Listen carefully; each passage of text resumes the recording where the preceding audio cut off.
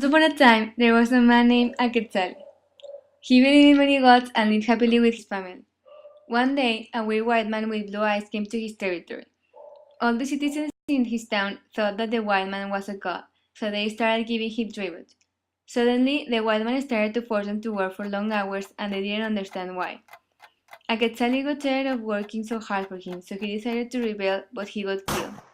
Later, more white men came into the town and started to force the citizens to do whatever they wanted. Also, they forced